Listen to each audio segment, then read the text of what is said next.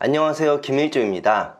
오늘은 보유 종목이 하락할 때 이것이 혹시 페이크가 아닌가 고민된다고 하시는 구독자님이 계셔서 그 질문을 읽어드리고 제 생각을 말씀드리도록 하겠습니다.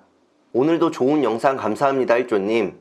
매매할 때 체결량과 호가창도 보지만 거래량도 분봉상 중요하다고 생각하는 것이 1분봉상 음봉이지만 거래량이 이전 양봉의 절반도 안 될 때는 페이크가 아닌가 고민할 때가 많습니다.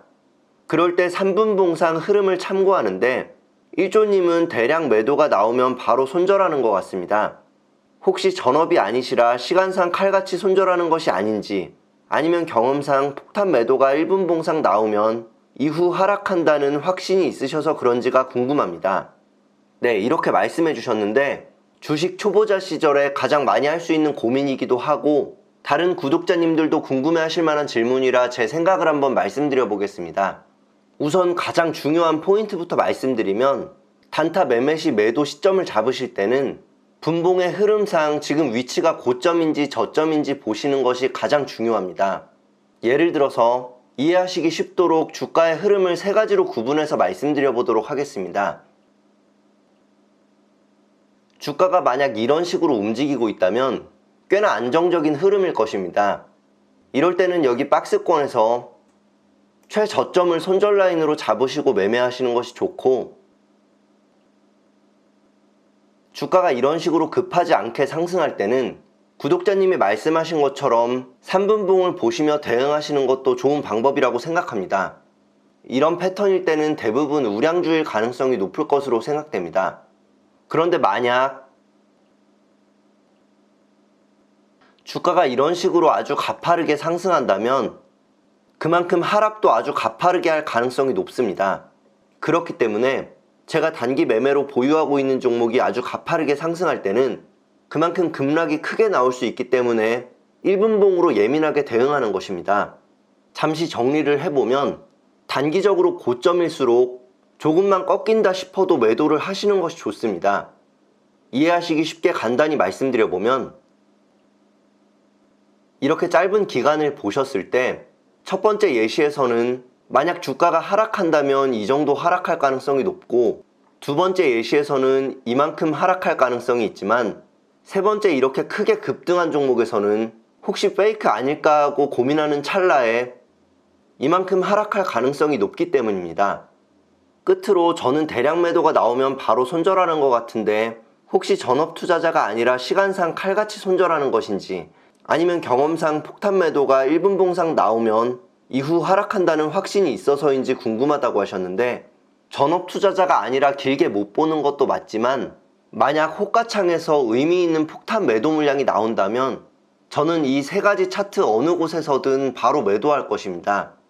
폭탄 매도 물량에 대해 좀 더 구체적으로 말씀드리면, 만약 이렇게 호가창이 있을 때 비교적 많은 매수 대기 주문이 있는 곳에 한 번에 폭탄 매도 물량이 나오면서 주가가 밀려버린다면 이미 이 부분을 뚫고 내려가면서 거래량이 폭발적으로 나온 것이고 그 이후 투매로 이어질 수 있습니다. 만약 여기서 폭탄 매도 물량이 나온다면 이 박스권의 전저점을 깨고 하락할 가능성이 높아지고, 이렇게 상승하던 추세에서 폭탄 매도 물량이 나오면 그 이후로 추세가 꺾일 가능성이 높아집니다. 그리고 이렇게 급등한 종목에서 폭탄 매도 물량이 나오면 그 이후로는 대응할 새도 없이 급락을 할 수 있습니다. 그렇기 때문에 주가가 비교적 고점에 있을 때는 그만큼 더 예민하게 대응해야 되는 것입니다. 끝으로 어떤 상황에서 페이크인지 아닌지 고민이 되실 때는 이것이 거짓일 수도 있으니까 지켜보자고 기다리시기보다는 우선 수익 실현을 하시거나 손절을 하고 나오시는 게 더 낫습니다. 아마 페이크가 아닐까라고 생각하실 때는 주가가 상승할 때가 아니라 하락할 때일 것입니다. 또한 주가 흐름이 이렇게 안정적일 때보다는 이렇게 굉장히 불안정할 때일 가능성이 높을 것으로 생각됩니다. 그런데 여기서 만약에 주가가 하락할 때 이것이 혹시 페이크가 아닐까 하고 대응을 안 하신다면 자칫 잘못했다가는 급락을 해서 꾸준히 모았던 수익을 한 번에 반납하게 될 수 있습니다. 그리고 그렇게 심리적으로 타격을 입는다면 그 이후로 원금을 찾고 싶은 본능 때문에 뇌동 매매를 하게 될 가능성이 높아집니다.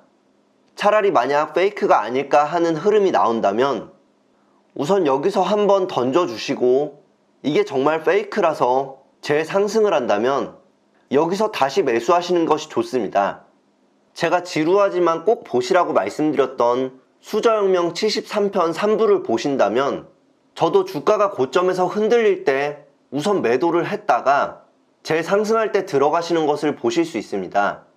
초보 투자자분들이 크게 손실이 날 때는 예민하게 대응을 해서일 때가 아니라 이게 혹시 페이크가 아닐까 하는 생각에 대응을 보류했을 때입니다.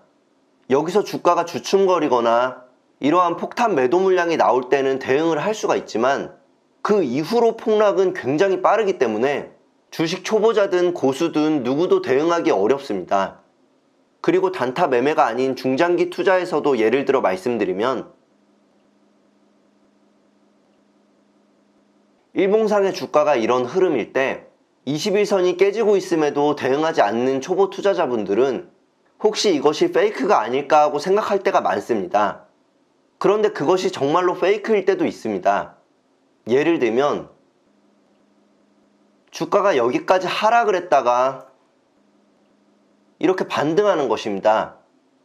그런데 이렇게 진짜 페이크일지라도 우선 여기서 한번 매도를 하시고 여기서 반등할 때 매수를 하시거나 만약 그 전에 반등이 나온다면 21선을 다시 뚫고 올라갈 때 재매수하셔도 좋을 것입니다.